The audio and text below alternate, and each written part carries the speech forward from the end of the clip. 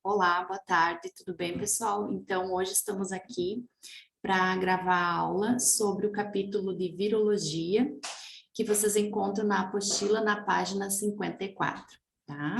Então, esse vídeo vai estar disponível na página do HSDP Educa. Hoje, depois, eu já vou colocar, e aí vocês podem acessar para assistir o vídeo e depois vai gerar um relatório contando as presenças de quem acessou, vai ganhar a presença, as 4 presenças, ou quem não acessou, as 4 faltas. Então, essa aula era uma aula lá do início da disciplina, que ficou num sábado, depois da sexta-feira santa, e no fim eu não consegui gravar, então estou gravando hoje, postando o início desse capítulo de virologia e a primeira parte das doenças virais, e a gente vai dar continuidade das doenças virais na próxima aula, que será amanhã, dia 10/5. Então, eu vou compartilhar com vocês a tela dos slides. Esse slide que eu já coloquei no e-mail semana passada, no e-mail do representante da turma, então acredito que vocês já tenham em mãos o material, mas se quiser, amanhã eu posto de novo na aula, tá bom? Então, vamos lá. Então, a gente vai começar com a primeira parte de introdução à virologia. Por que a gente tem que ver essa primeira parte de introdução? Porque a gente tem que saber como que o vírus se reproduz, como que o vírus infecta as células, quais os componentes que formam os vírus, assim como a gente já viu nas bactérias também, né? Para a gente poder entender quando ele entra dentro do corpo, como que ocorre a doença ou não, tá bom? Então, olha só, um pouquinho de história para vocês da onde surgiu o vírus. Ele surgiu em 1892, e quem foi o primeiro cientista a identificar uma suposta aparição dos vírus foi Dmitry Ivanovsky, né? Que ele notou que existia um micro-organismo que infectava as folhas do tabaco. E aí ele tentava filtrar esse tabaco para tentar reter o micro-organismo, para ele tentar isolar esse micro-organismo.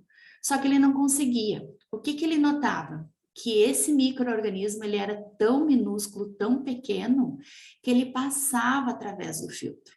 Então, naquele tempo tinha a história que já descoberto a bactéria. Então, o que ele identificava? Que bactéria não poderia ser, né?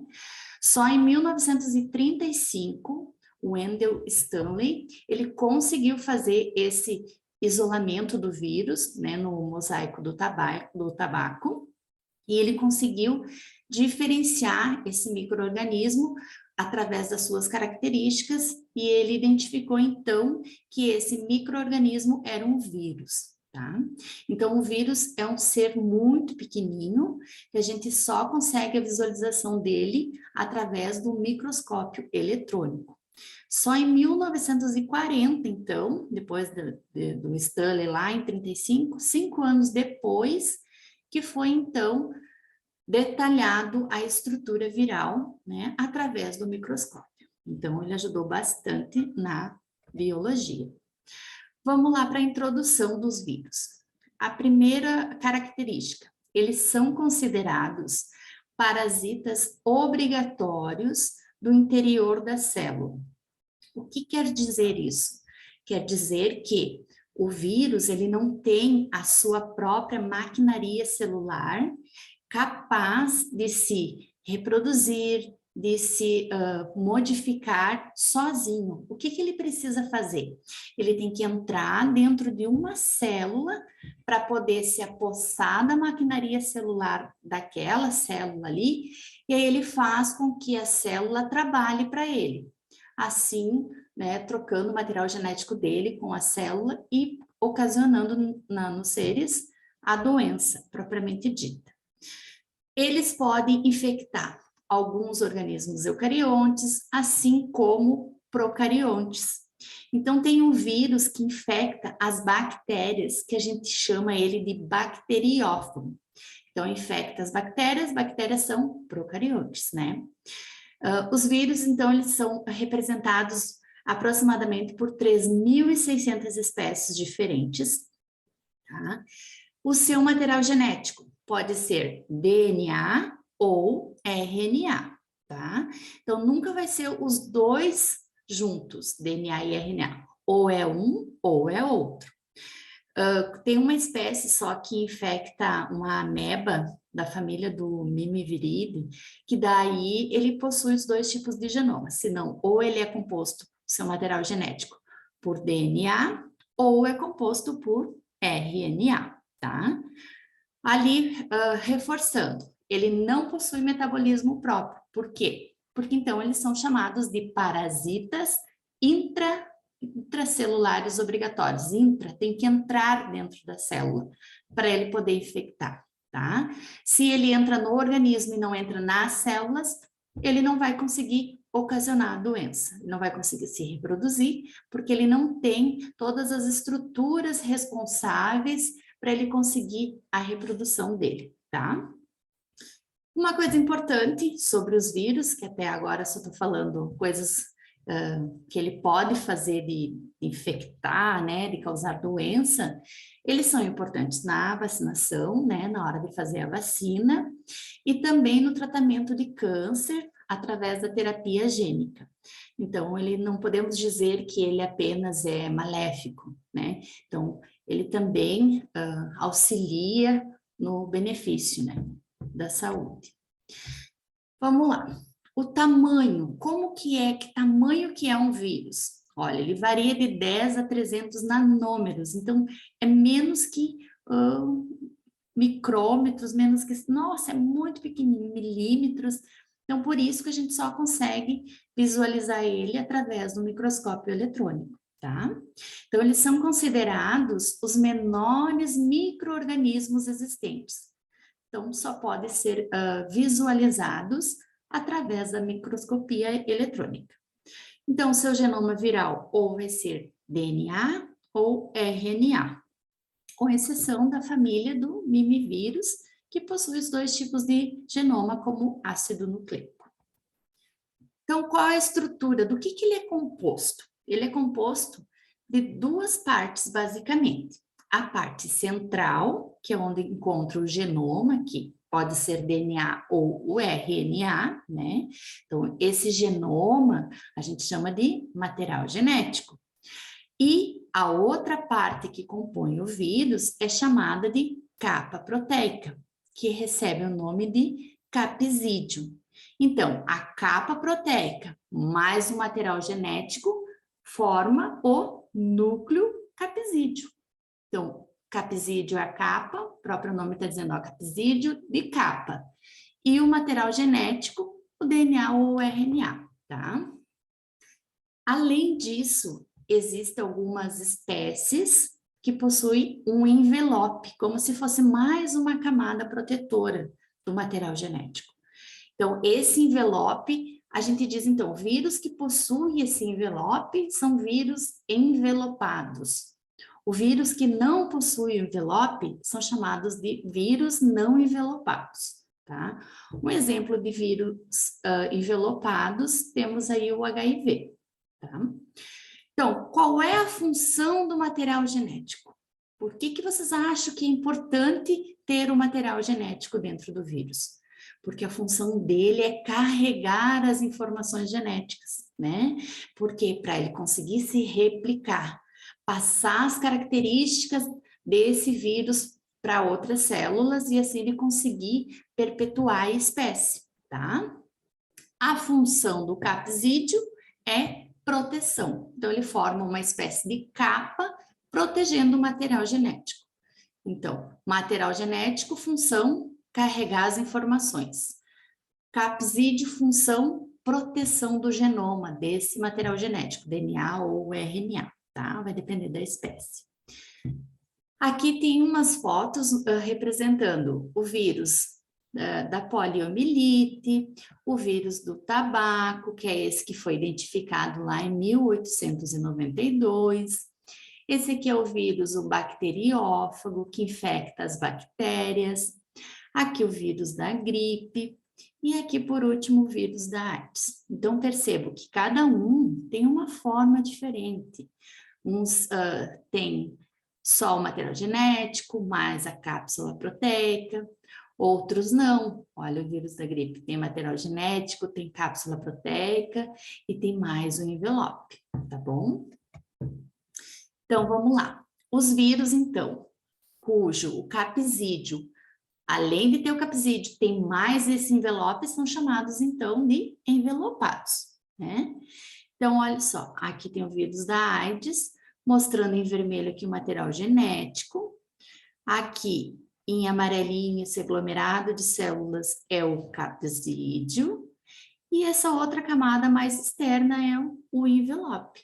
E olha a diferença do lado, um vírus não envelopado. Então, não tem a camada extra de proteção. Então, aqui no meio tem o DNA, né? E por fora essa camada a gente tem o capsídeo. Então, são apenas duas estruturas, diferente do vírus envelopado. Então, morfologia, como que será que são os vírus? Todos são do mesmo jeito? Todos são da mesma forma? Todos são redondinhos, são quadradinhos? Não, cada um tem uma forma específica, né? Então, as formas mais abundantes são forma icosaédrica, helicoidal e complexa. A maioria dos vírus, ele tem forma icosaédrica ou poliédrica, é a mesma coisa, tá bom, pessoal? Aqui tem a foto representando, então, a forma poliédrica. Olhem só, dentro dele o material genético, ou ácido nucleico, e o capsídeo. Então, o material genético carrega as informações genéticas do vírus, as suas características, né, a forma como ele vai se manifestar. E a parte externa é o capsídeo, que faz a proteção. Então, ele protege esse material genético para ele não ficar disperso. A outra forma aqui que temos conhecida é a helicoidal. Então, percebo que o material genético ele parece que está em forma de espiral. E por fora a gente tem o capsídeo, protegendo esse material genético. E a forma mais complexa, posso dar um exemplo aqui para vocês do bacteriófago, né? Que ele consegue, ele tem fibras na cauda, e o material genético está separado dessa cauda, então ele é mais complexo, tá bom? Então vamos lá. Como será que acontece com o vírus para ele se replicar, para ele se reproduzir e conseguir assim infectar as células? Como é que ele faz, será? Então, o que quer dizer replicação? Replicação vem de replicar, produzir, né? Reproduzir novas células, novas cópias desse vírus, cópias iguais, né? Então, o que ele precisa fazer? Ele entra dentro de uma célula, infecta essa célula e ele passa o material genético dele, lembram que vai ser o DNA ou o RNA, então eles passam o material genético e essa célula começa a trabalhar sob o comando desse vírus, né? Então o vírus ele não mata a célula, primeiro ele faz a célula produzir novas cópias para ele, do material genético dele, né? Junto com o material genético também da célula. Quando tem uma grande quantidade de vírus produzido dentro dessa célula que ele está infectada, a célula pode liberar esses novos vírus e permanecer ainda viva, ou pode acontecer uma lise celular, que é a morte da célula, tá? Então, para que ocorra essa replicação viral, vai ocorrer etapas, fases, não é simplesmente o vírus entrar dentro do corpo e infectar qualquer tipo de célula, tá? Então, temos fases. Primeira fase é a adsorção, tá? O próprio nome está dizendo, adsorção, aderir. Penetração, de penetrar dentro da célula. Desnudamento, quando ele libera o seu capsídeo. Transcrição e tradução, quando ele está na fabricação de novas moléculas do vírus. A maturação, quando compõe todas as partes do vírus, material genético mais o capsídeo. E a última fase é a liberação, quando está tudo pronto e ele libera esses novos vírus que estavam dentro da célula, tá? Então, vamos acompanhar essa figura aqui, que representa bem explicadinho aqui como que acontece essa replicação. Então, quando o vírus chegar em uma célula, ele não vai a qualquer célula que ele chegar e conseguir liberar seu material genético. Ele tem que ter uma aderência aqui na membrana dessa célula, tá? Então, a gente diz que ele tem receptores. Esses receptores, eles se unem com os receptores do vírus, então, receptores da célula se unem aos receptores dos vírus, e aí ele consegue se fixar e se aderir a essa célula. Tendo esse receptor, essa união, essa ligação, o que ele vai fazer? O objetivo do vírus é colocar o seu material genético dentro da célula. Então, na segunda etapa, vai ocorrer a penetração, que é o quê? Quando ele quer colocar o seu material genético dentro dessa célula que está sendo infectada, tá? Terceira etapa, o desnudamento. Então, ele não vai conseguir liberar entrar dentro o capsídeo junto com o material genético. O que ele faz? Rompe o capsídeo e entra o material genético para dentro da célula, tá? Apenas o material genético. Na fase aqui, quarta fase de expressão gênica e replicação, então, essa célula começa a trabalhar. Ela tem que trabalhar, tem que reproduzir, duplicar o número de células, duplicar o material genético para a formação de novos vírus. Na quinta fase, que é a montagem, então ele forma as partezinhas do vírus, que é o material genético mais o capsídeo. E na última fase, que é a fase da liberação. Então, pode ocorrer de duas formas, né? Por brotamento, quando a célula infectada, já com os vírus prontinhos dentro dela, rompe um pedaço da célula e o vírus começa a sair, sem que ocorra a morte dessa célula. E a outra forma é a lise celular. Lise celular, o próprio nome está dizendo, lise é morte. Morte celular, morte da célula. Quando tem grande quantidade de vírus produzidos dentro dessa célula, é tão grande a quantidade que praticamente é como se a célula explodisse e liberasse os novos vírus, tá? E aí, o que vai acontecer? Esses vírus vão infectar novas células, mas para que isso aconteça, tem que ter esse receptor. Então, não é qualquer vírus entra no corpo, chega em qualquer célula, senão, já imaginaram? A gente viveria, né, doentes, porque daí qualquer contato que a gente tivesse com o vírus, toda vez que a gente entrasse em contato com o vírus, a gente desenvolveria doença. Se fosse tão fácil assim, do vírus se aderir à célula que ele quer infectar, tá bom? Esse slide que eu passei aqui, o próximo, é explicando cada uma dessas partes que eu mostrei no desenho anterior, tá? A absorção, a penetração, o desnudamento, a síntese viral, a montagem e a liberação, tá? Então, como que ocorre a interação entre o vírus e o hospedeiro, tá? Quem que seria o hospedeiro? Seria nós ou, não sei, outro ser que o vírus iria se instalar, né? Iria tentar se instalar para poder desenvolver a doença, tá? Então, o encontro do vírus com esse hospedeiro só se torna suscetível quando ocorre a infecção viral.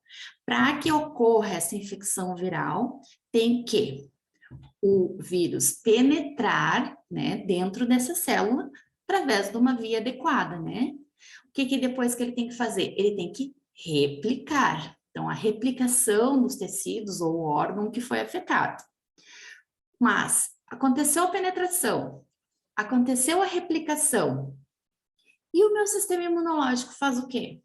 O que ele tem que fazer? Ele tem que proteger, ele tem que ter uma ação referente a esse ataque do vírus, né? Do micro-organismo. Então, o que ele faz? ele tem que produzir anticorpos, enfim, leucócitos, né, para poder tentar matar esse micro-organismo. Então, tudo vai depender de cada um tem um tipo de imunidade, então a resistência a esta resposta imune. Então, cada um vai responder de uma forma ao ataque, então, do vírus, tá? Mesmo assim, não teve a resistência, o sistema imune não conseguiu combater, então pode ocorrer a reprodução desse vírus, a replicação e uma produção de uma nova progenie viral, tá? Produziu, replicou, teve essa infecção, o que ele vai fazer? Vai excretar, vai liberar esse novo vírus aí que está infectando as células. Como que ocorre a transmissão viral? Então, ela pode ser de várias formas. Ela pode ser direta, né, quando é de um hospedeiro para outro, então contato direto, ou pode ser por contato indireto, por exemplo, através de uma manipulação de um objeto contaminado, numa cirurgia, ou através de agulhas, quando vai fazer tatuagem, quando vai fazer colocação de piercing. Essa é uma forma indireta. Digamos, depende do vírus, é transmitido por saliva, tosse, espirro, gotículas, né, de saliva. Então, o que a gente deve fazer, né? Evitar locais fechados, né? Alguns são transmitidos através de alimentos e água contaminada, então a gente tem que ter o saneamento básico. Mas como que a gente faz para evitar? A gente pode ter algumas medidas, adotar algumas medidas básicas, mas não quer dizer que nunca a gente vai entrar em contato, né? Então, é quase impossível. Então, o melhor de tudo é evitar essa exposição, né? Mas, não conseguindo evitar, a gente tem que nos proteger de alguma outra forma, né? Então, a gente agora, vocês, tendo conhecimento de como ocorre a transmissão dessas doenças, tanto bacterianas quanto virais, vocês podem, né, já tomar esses cuidados. A higienização das mãos é muito importante, na hora que for preparar o seu alimento também, lavagem dos legumes, o cozimento do alimento, da carne, enfim, tá? Tem transmissão através de via sexual? Tem, né? O vírus da AIDS, ele pode ser transmitido através da via sexual. Então, como que faz para evitar isso? O uso de preservativos, tá? E para isso a gente tem também, para evitar outras doenças, a vacinação. Por isso que é muito importante seguir o calendário de vacinação, tá bom? Tratamento. Como que a gente faz se tá com uma doença viral? Como que eu trato? Será que é com antibióticos? Não, né? O antibiótico, ele vai ter boa aceitação com bactérias. Os vírus, a gente pode tratar ele com drogas antivirais, tá bom? Então, pode associar mais que uma droga, para depender do tipo da doença, para ter um tratamento eficaz. Tá, tô com a suspeita que tem uma doença viral. Como que eu faço para saber se é ou é uma doença bacteriana?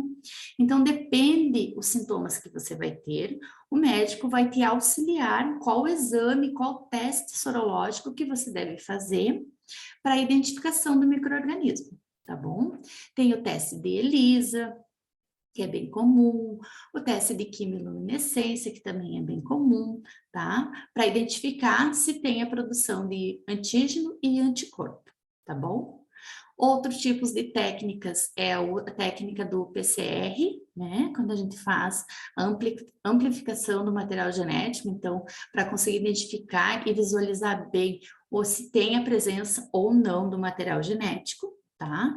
Então, ele é um exame que ele é eficaz, digamos, que o seu resultado é muito, a gente traduz muita especificidade nesse resultado, tá?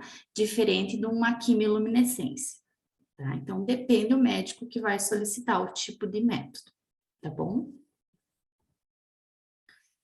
Só vamos abordar um pouquinho para vocês aqui, já que a gente está no capítulo dos vírus, o que são vírus oncogênicos, né? Não sei se vocês já ouviram falar, Então, depois eu vou citar uns exemplos ali, e aí vocês vão identificar aquelas espécies, tá?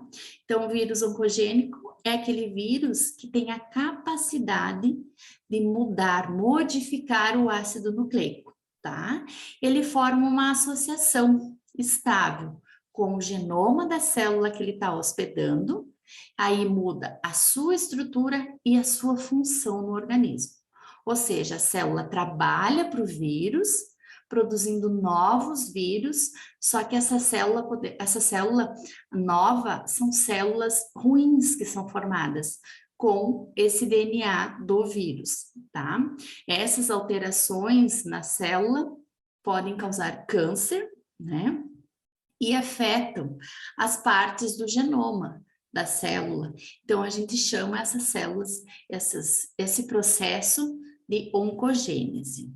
Então, aqui a gente tem uma representação de uma célula normal, né?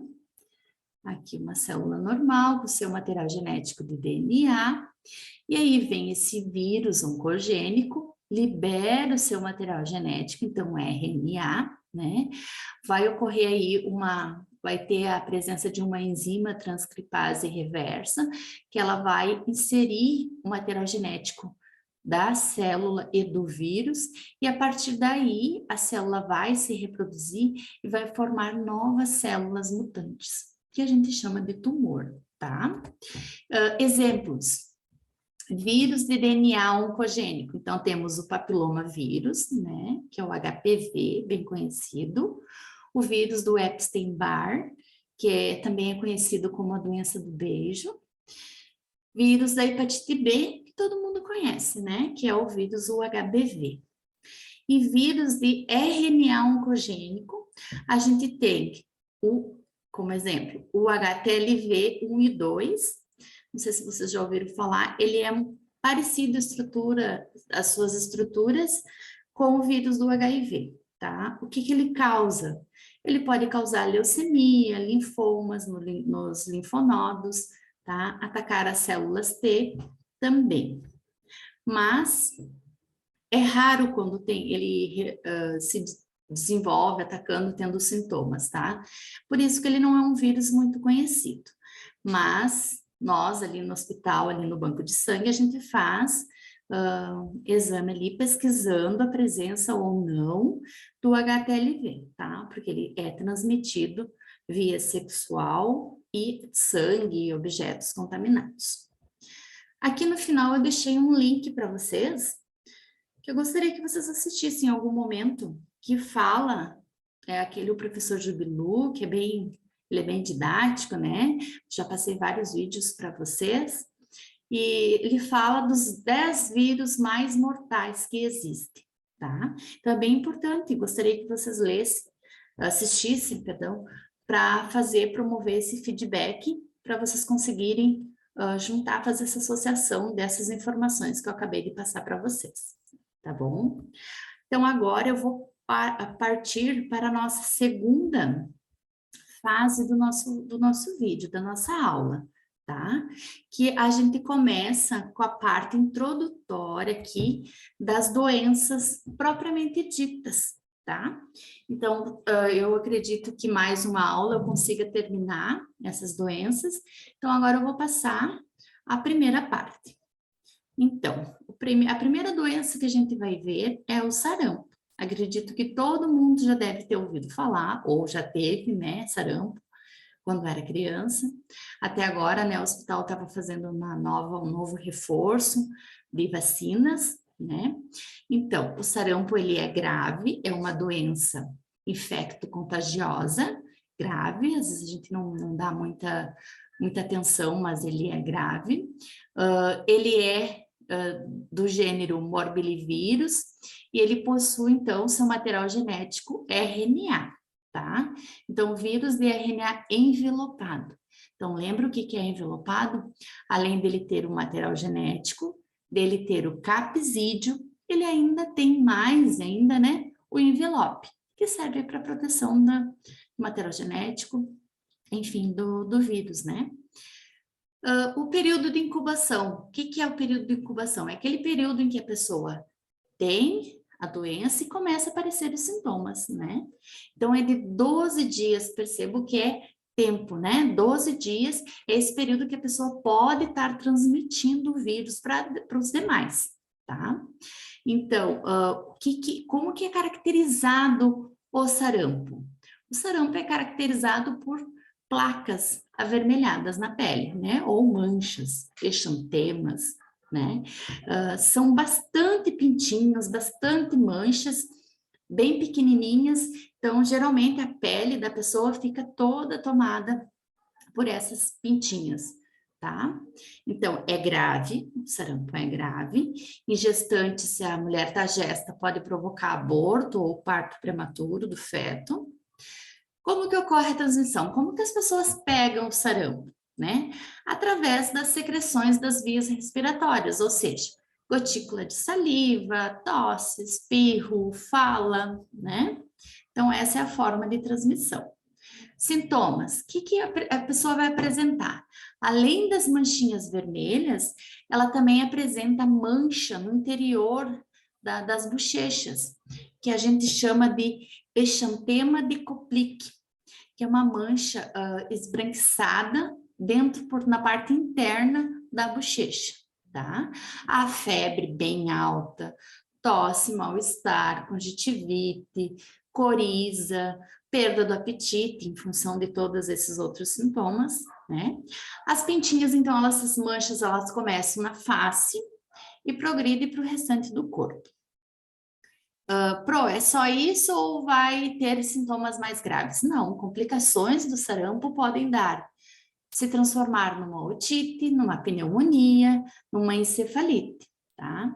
Então, tendo aparecimento das pintinhas, bastante, tem que procurar um atendimento médico para a gente tratar, né, isolar essa pessoa do convívio para também não transmitir para os demais, né? Geralmente a criança vai na escola e para os demais da casa também. Como é feito o diagnóstico? Como o médico identifica? Existem exames clínicos, mas assim, ó, é exame de sangue, mas o mais provável é exame fisicamente mesmo. O médico vai olhar as manchas, vai fazer o exame clínico e vai diagnosticar que é sarampo, porque são bem fáceis, bem visíveis os sintomas do sarampo, né? Tratamento. Existe um antiviral específico que tu vai lá na farmácia, compra e vai tomar e vai tratar o sarampo? Não, não existe. Tá? Existe tratamento sintomático para aliviar os sintomas que o sarampo dá nas pessoas.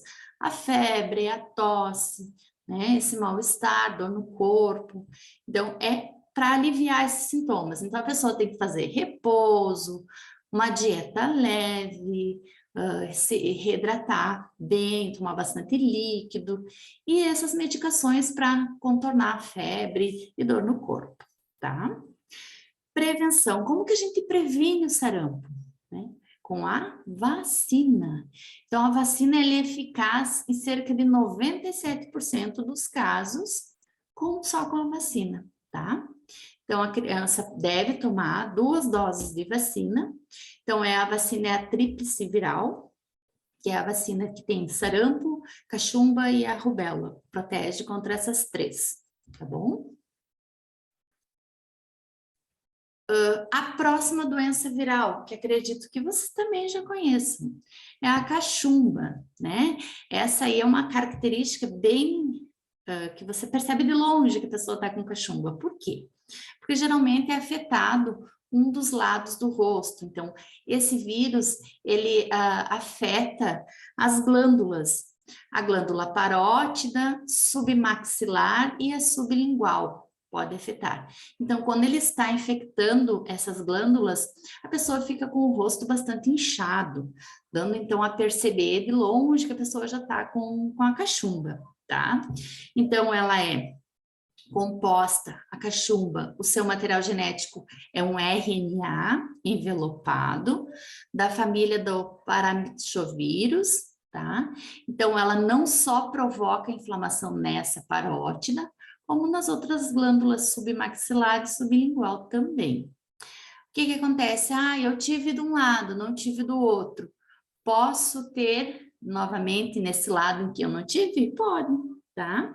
Então, a gente geralmente dá em um lado só, mas se o outro lado não foi afetado, pode em algum momento da vida, se você entrar em contato com o vírus, desenvolver a doença. Essa doença ela é mais comum no inverno e comecinho da primavera, atinge tanto criança quanto adultos, né? Não tem uma especificação. Complicações da cachumba, é muito importante a gente ter esse conhecimento que nos homens pode ocasionar uma inflamação nos testículos e nas mulheres uma inflamação nos ovários, tá? Isso pode resultar numa esterilidade. Além disso, pode ocasionar uma meningite, uma pancreatite, uma neurite ou também até a surdez. Então, temos que dar uma atenção redobrada aí para a cachumba. Qual é a forma de transmissão da cachumba? É o contato direto, né? Através das secreções das vias aéreas. Então, tosse, quando a pessoa fala, quando a pessoa espirra. Então, nessas formas, ela pode estar transmitindo, sim, o vírus da cachumba.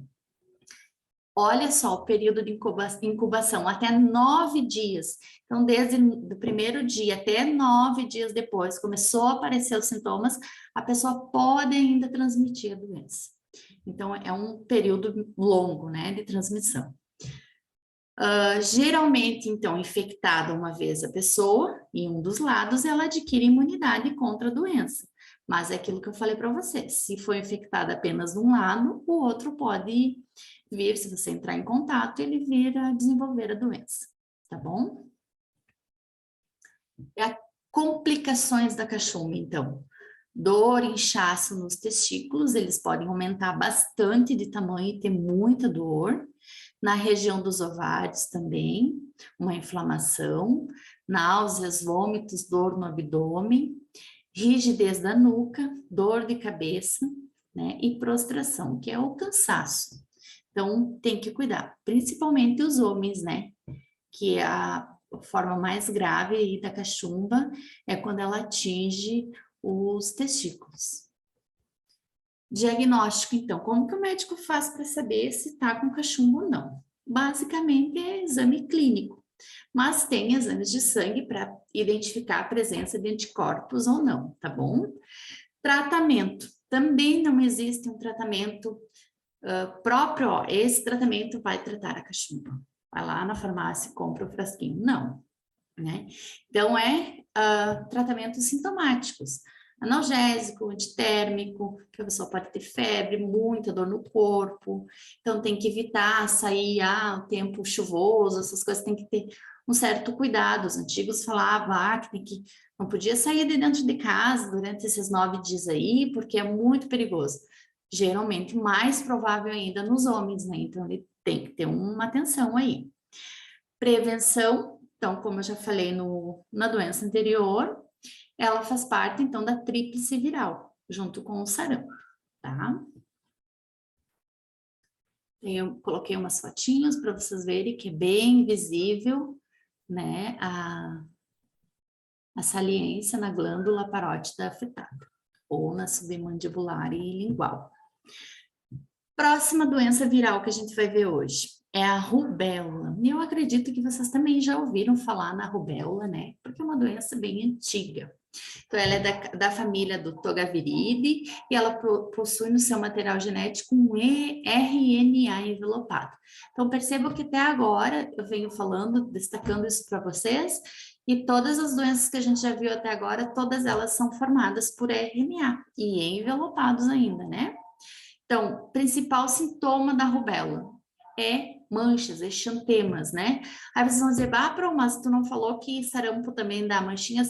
Também. Só que o sarampo, as manchas são bem pequenininhas e deixa a pele com uma espécie de, tipo uma grosseira na pele.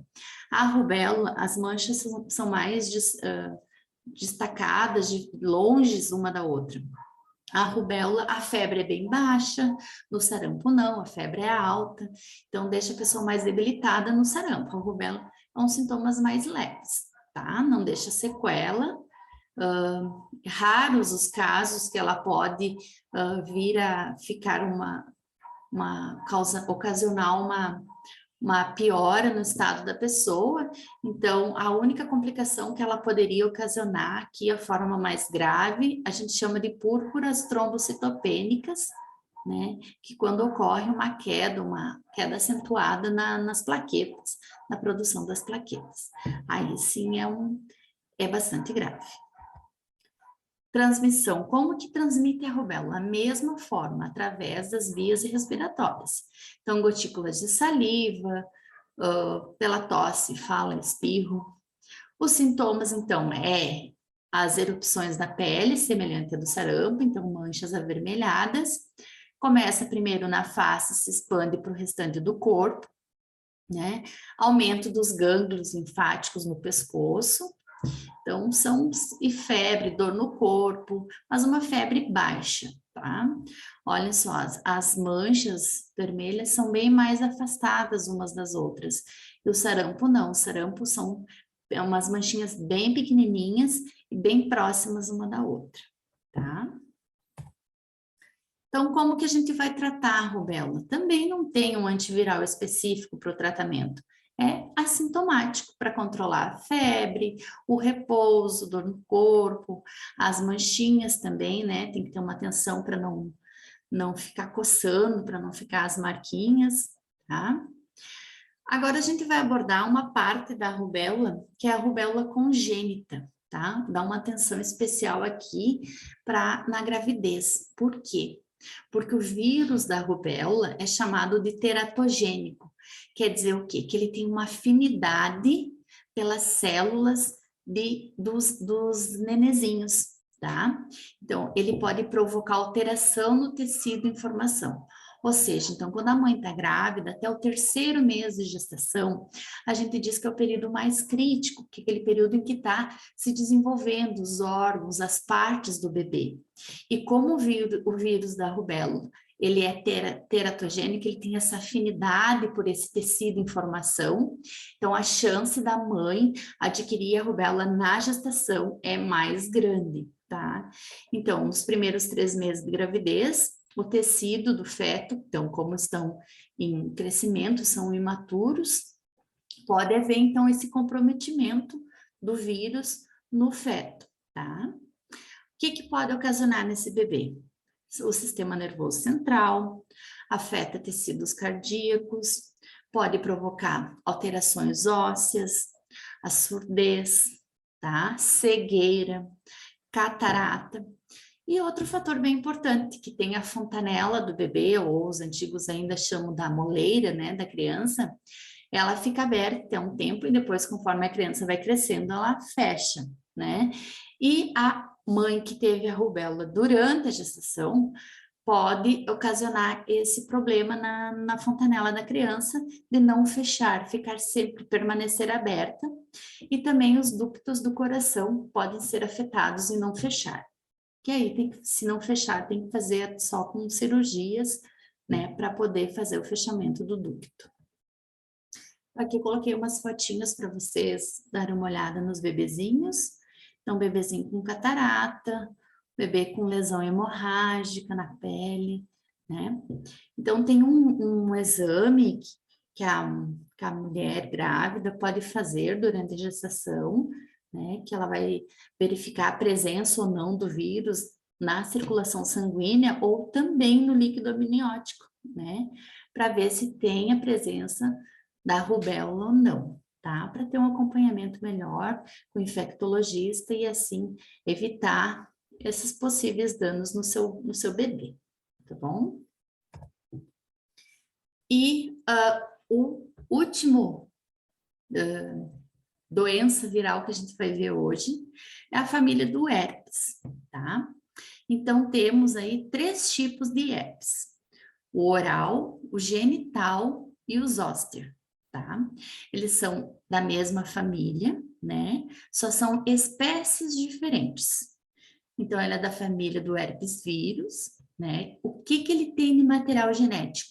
Olhem só, agora ele vai ter DNA.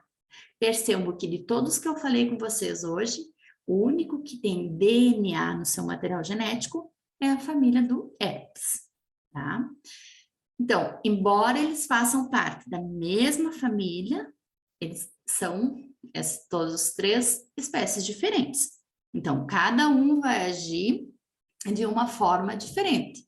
E assim ele vai afetar partes do organismo diferentes também, tá? Então, três espécies. Então, é identificada como HSV1, que é o herpes labial, o HSV2, que é responsável pelo herpes genital, e o HSV3, que é responsável pelo herpes zoster ou varicela zoster, tá? Então, é o vírus causador também da catapora. Aí, quando eu for explicar para vocês lá, a gente retoma essa parte, tá bom? Então, vamos começar. O herpes tipo 1, que é o oral, né? Então, oral, o próprio nome está dizendo. É um herpes que se caracteriza ao redor da boca, nariz, né, na face. Então, geralmente, ele vai se manifestar feridas com líquidozinho, né, claro, na região do lábio ou parte interna da boca, próximo ao nariz. Dentro dessas células tem esse líquido, e nesse líquido contém o vírus. Então, o bom é não ficar mexendo, estourando essas células aqui, porque pode passar para o restante da boca, né? Então, o primeiro contato, geralmente, da pessoa é ainda na infância, através das secreções orais. Então, a criança pode, ou o adolescente, pode adquirir o herpes através das vias orais, tá? Então, pequenas bolhas, causa vermelhidão, dói, é desconfortável, demora para ela sumir, né? O que acontece com o vírus do herpes? Assim que ele entra no corpo, ele se aloja em um neurônio, e lá ele pode permanecer durante toda a vida do indivíduo, tá? Sem causar dano nenhum, sem causar sistema nenhum. Esse processo, quando o vírus fica incubadinho, vamos dizer, dormindo, né? A gente chama de latência. Então, lá ele pode permanecer anos sem causar nenhum dano, sem causar a doença em nós.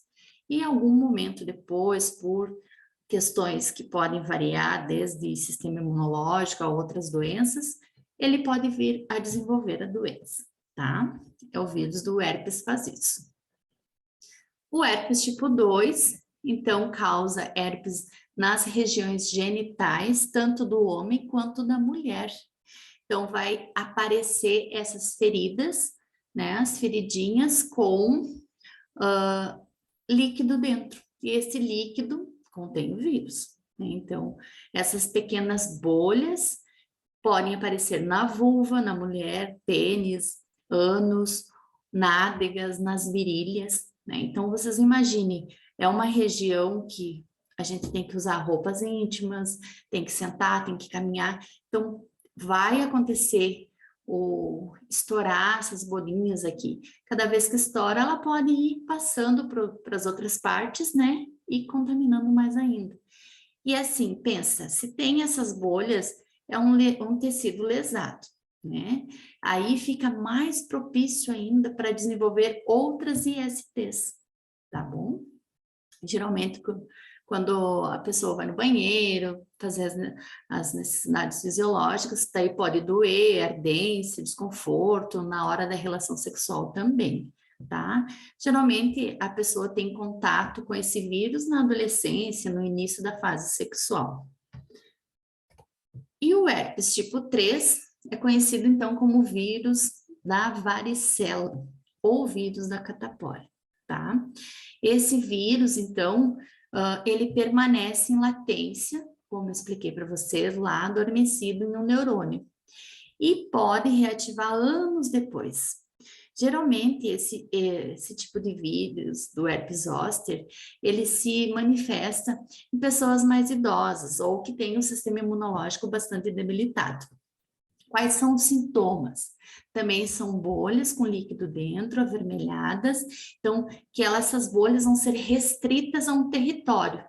onde o nervo vai estar acometido, que uma vez tenha ficado incubado, lá quietinho, forma latente, mas depois ele pode vir aparecer essas bolhas.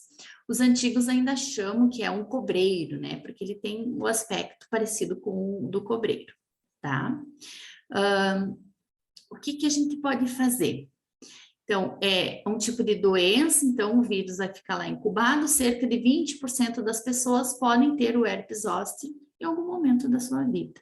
Então, se vocês acompanharem as fotos, percebam que o vírus, ele segue o nervo acometido, né? Então, se dá em um lado do corpo, não dá no outro. Por quê? Porque ele acompanha o nervo, né? Então, ele não sai todo o corpo, tá? A lesão, então, geralmente ela então, é localizada em um lado, pode ser transmitida pelo contato, porque dentro dessas lesões aqui tem as bolhas, né, com líquido, e pode ser, dentro da bolha tem o vírus que pode ser transmitido para as demais pessoas. Tratamento, então, esse tem um antiviral, geralmente o médico insere no tratamento o aciclovir, pomada via oral, né? E a prevenção do zoster tem uma vacina que foi criada em 2014, se chama Zostavax, né? Ela pode ser administrada em pessoas a partir de 50 anos de idade. Não é qualquer pessoa que você vai chegar lá no CAIS ou pedir para fazer a vacina, só se você tiver um encaminhamento do médico dizendo que você já teve, que você é predisposto, enfim, tem o sistema imunológico debilitado. E a última que fecha com o zoster, que é a varicela ou catapora, a mesma coisa, né? Então, é uma doença infecciosa causada pelo vírus da varicela zoster, altamente contagioso. Uma vez você adquirido o vírus, a pessoa fica imune por todo o resto da sua vida. No entanto, ela permanece lá no organismo e em algum momento da sua vida pode causar o herpes zoster, conhecido como cobreiro, ou não se manifesta, vai depender de pessoa para pessoa. Os sintomas são febre, mal-estar, inapetência, dor de cabeça, cansaço. Após, né, começar a dar esses sintomas, 24 horas até 48 horas depois, pode começar a surgir, então, as lesões na pele. Olhem só, então começa primeiro as pápulas avermelhadas, as pintinhas, logo depois cria as bolhas, e depois ela seca e forma a casquinha.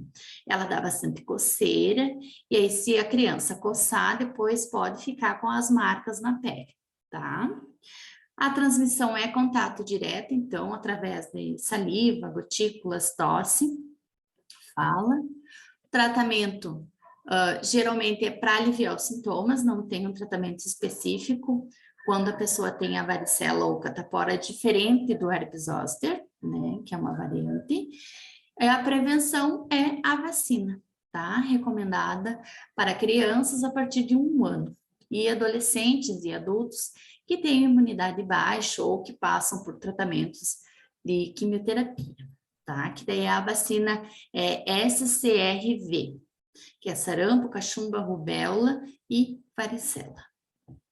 E aqui eu trouxe umas fotos para mostrar para vocês a diferença, porque ela cria essa crosta, né, depois de rompido o líquido, e dentro tem um líquido que contém o vírus. E cada vez que a pessoa coça, a criança coça, pode ficar nas mãos e tocar em outra pessoa, e assim também passando, né, a doença.